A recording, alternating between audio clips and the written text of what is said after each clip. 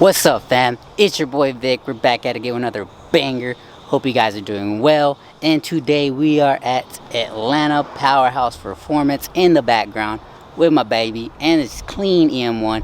Anyways, so today we are going to do a block teardown. Now, credit all to the homie Harrison for the idea. He's gonna show us how he does his block teardowns and getting them prepped for machining. So let's go open the shop and say what's up to the homie, see who's here. Hello, fam. What's up? Welcome to Atlanta Powerhouse Performance. Missing someone with all your heart. Missing someone with heart. How much you missing? Alright, fam, let's get to this real quick. My boy Harrison's over here waiting on us, and we're gonna check out the block and see what we got going on. Say what's up to the homie Harrison. Yo, Yo. I'm Harrison. Nice to meet y'all. Here's the block, and we will be tearing this bad boy down. And what else do you think we'll be doing today? We are tearing it down to do an inspection. So any engine we do a full build on, we do a full tear down and inspection. Sometimes in your scenario, since it is built, we'll go through and take some measurements of the crank bores and make sure everything's good before it goes to machining. So we're going to do the tear down, give you some insight on what it looks like in the motor right now. What would be your first step or your normal routines to breaking down the block? First, I'm going to flip her over and strip the oil stuff. So we're gonna basically start from the bottom, work our way down to the crank and pistons. I got a couple different tools we use to do it. Most of it's hand tool stuff that everybody has at home. Power tools make things go a lot quicker. Y'all heard the man. Power tools are a must. First stuff is the oil pickup and the splash shield windage tray. So I got some 10 millimeters, a little stuck. Of course, the first bolt, of course. Got 1, 2 there. That's your gasketed pickup hole. These two are nothing special. And that's your pickup. Always replace that gasket. We see engines come in all the time. They've been machined, somebody's prepped them, assembled, and they put in a 20-year-old gasket. It's not the move. So they always come, you know, kind of deteriorated. Yep. And I think actually we've done a pump on this engine. So that gasket there is replaced. Yeah, I think so.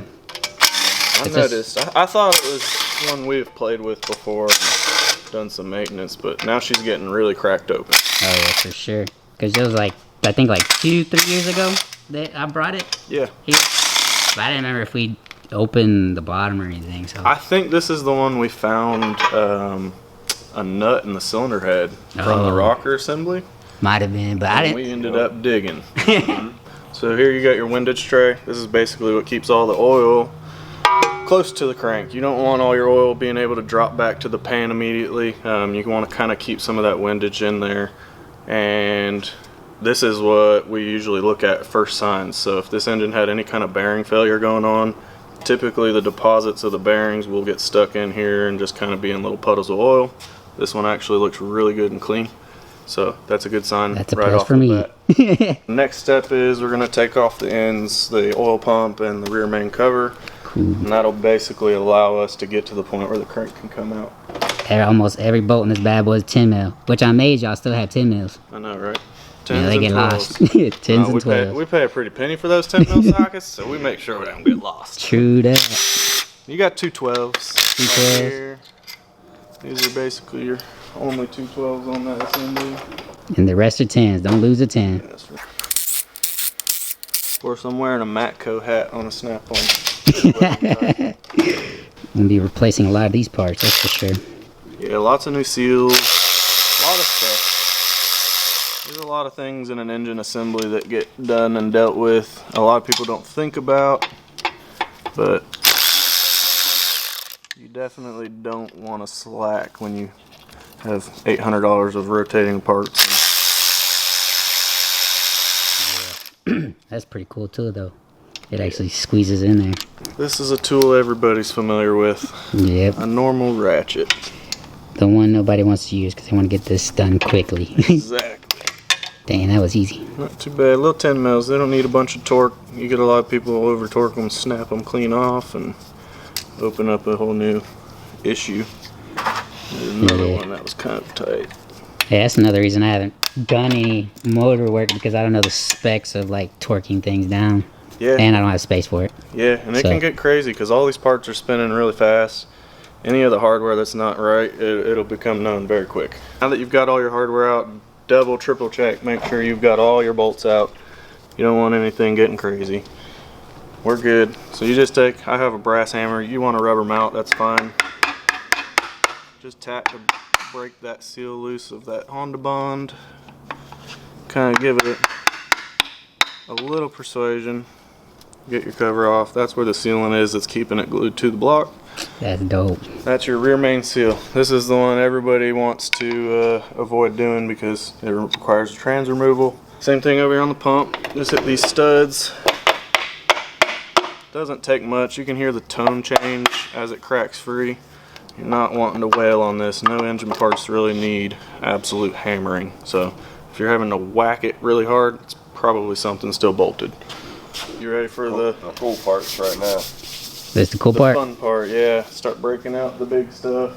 The big boy tools. Yep. So Oh, sheesh. first thing obviously is your main girdle. This is something that's specific to GSRs, and I typically like this just because it braces the block a whole lot better than say like the LS engine where they're individual main caps. Nowadays there's CNC girdles that you can install on those LS engines because a lot of people do LSV tech. You want to go with something like that, especially if you're running a main stud setup. So this block might see main studs, it might not. Depends how we see the bores look of the mains, and then we kind of decipher, you know, how much power are you going to make. These main bolts are typically good in our eyes up to 400 horsepower, as long as everything's machined and torqued correctly. Yep. Let's crack open some Pretty bolts. dope. Let's get to it.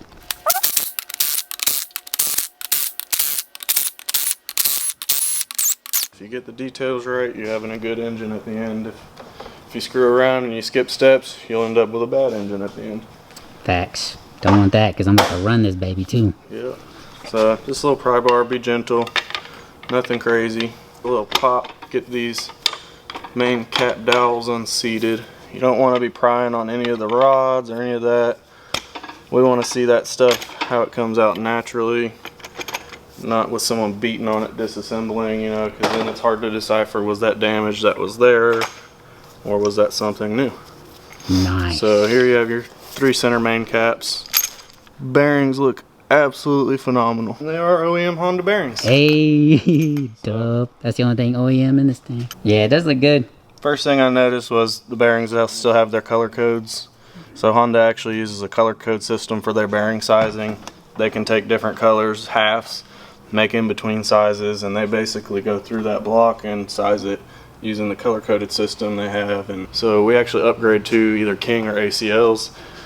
Lately we've been using a lot of the King PMAX coat bearings. That's kind of the new technology, is the coating of bearings and stuff for obviously the thermal reasons, but keeping the wear down on these expensive high dollar parts. So that's kind of the big cushion area in between all your expensive parts is the bearing. So what the homies are saying, that everything looks mad clean, that nothing in this motor was actually touched or opened beforehand, so that is a good thing and amazing, because I actually, when I had this car, I was running it like crazy, so everything looks mint and never been opened, so it's a virgin block, fam. So y'all can see it, see how clean everything looks. And we'll start messing with the rods.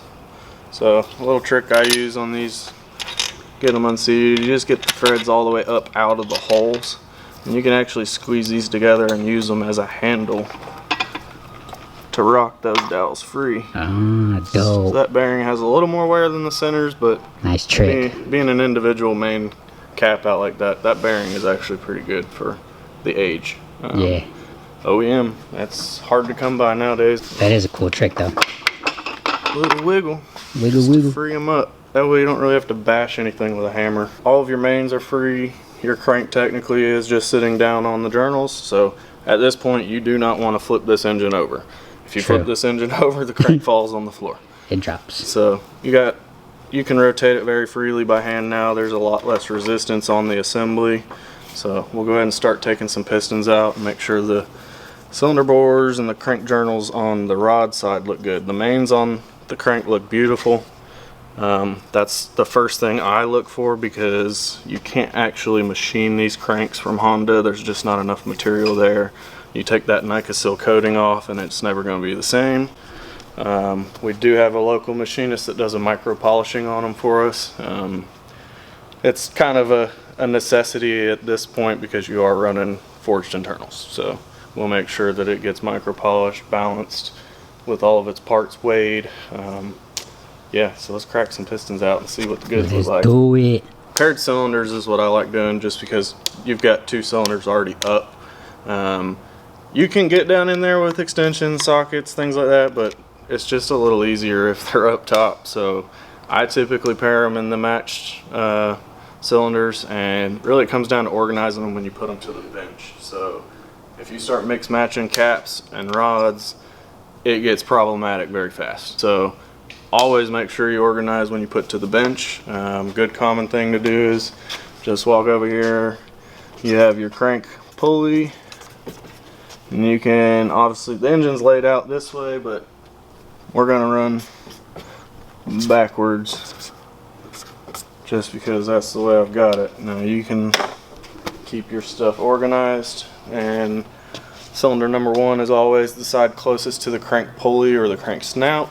And it just 1, 2, 3, 4. 1 and 4 are match cylinders, 2 and 3. So basically 13 mil.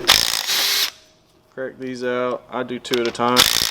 Again, I've done this a million times, so I'm very used to it. If you're not, and this is your first time, do not start doing 2 at a time. You will get in trouble. Thankfully, we're not using these rods or these pistons after, so it doesn't matter. So I'm gonna start with this. Already kind of seeing something that's common on Honda stuff, this high of mileage. So this bearing didn't come out with the cap. Typically that means it's out of shape. So it's had a good life. Nice. These are the bearings you watch for to spin, because they're no longer the shape of the bore. So that can be something, but thankfully, as you can see, the crank hasn't taken any damage. The bearing doesn't have much damage, so really it's nothing out of the usual. It's just these bearings, once they get out of shape, they can pop free. Well, that one actually looks good. You pop back in? Yeah, it just got oil stuck to the crank. Sometimes it's not the case, and it's usually signs of a spun bearing, but nope, this one is good. So this, you're just popping the piston down through the hole. Use something soft like a rubber mallet handle to get it down through the bore. You can see it pops out the bottom like that once the rings are free. Nice. And you've got your cylinder 1 piston. So first thing we look at on pistons, especially if this is something that's going to be put back together with these, in your case obviously it's not. Ring lands is the areas between each ring. Those typically crack and the pieces will stay in the bore, but they will scar the cylinder up pretty good. Maybe a ring gets seized up. These all look fine. Piston looks good, rod looks good, bearing looks good. That's a good sign from a engine we're using as a candidate. So same thing over here on number 4. Just give it a little pop to free it from the cap. And that one is a little tight. Bearing looks good. Has some, looks like something got in there at some point, some kind of debris. Nothing that would scar the crank, thankfully. Man, this thing is looking clean, even though I never see these in person that often. She's just gonna come out the bottom. Peekaboo. Always keep a hand down there just in case it comes flying out. Right. There she goes. They're definitely dirty though. Hey man, there she is. Come on out. So, same thing on this one. Just looking for cracked ring lands. Anything out of the normal. Nothing. Pretty boring, pretty basic OEM parts. Yep, and then you do the same for the other 2 that he's about to do, and the grand finale for this block. So now your crankshaft's all free spinning. Probably not a good idea to spin it in the crank bores too much, but trying to get this oil unstuck. And you got your crankshaft. Nice. All your bearings. And you can see definitely the design of Honda's girdle, how these center 3 bearings don't have much wear, but these outer bearings take a little more action. So they're on their own out there, not really stabilized, so you get a little deflection in there and it starts eating bearing a little more than normal. We're not worried about any of these bearings as long as they look good and we're not seeing any scarring on the crankshaft. We don't need to organize these. We're not keeping them. So this is it, huh? That's it. Crazy. It does look clean though. Sheesh. Clean block. Sweet. We can check the bores now just to make sure, but from the looks of everything else, this is a good core to go to the machine shop. We're looking for scarring more than anything. This engine's only going 0.5 over. So we're not going to take too much out of the cylinder walls, and that's kind of our standard size to jump by. You don't want to get too crazy and start thinning out the cylinder wall material. And I know Victor has mentioned he wanted turbo. Yes, we are going for the boost. Yeah. So this is a good core block. You're ready to, we're going to pressure wash it, send it to the machine shop. Send it. Get a couple things done on it. It'll be back here. We do all our blueprinting in-house, so we work with the machinist. We measure stuff out, take it to him if we need adjustments made. Yeah, we'll get it back, blueprint everything one last time, do a final assembly. In the next video, you'll probably see a cylinder head getting done. Nice. But that's it. Alright fam, I do hope you guys appreciated that from the homie Mr. Harrison, and I appreciate you, bro, for giving all that information. And this is for like those who are building and learning to build, and myself, because I'm still in the process of trying to learn this, and it's extremely dope to see an actual person, because obviously it's not something I do. I don't have time, I don't have space to do all that. But I hope you guys enjoyed this, and I'm gonna show you my parts real quick that it has laid out here. It's extremely dope. I'm fascinated by it, and I hope to probably be in that position hopefully in the future to build my own. So we definitely appreciate the homie Harrison for taking his time and giving us information on this whole process that he does. So it's extremely dope. But I do appreciate you homies, and I thank you guys so much for watching, and I do really hope you guys appreciate this banger. And thank you once again to Harrison and Atlanta Powerhouse Performance in general. All the homies here are mad cool. So we're gonna catch you guys on the flip, and thank you guys so much for watching. Deuces.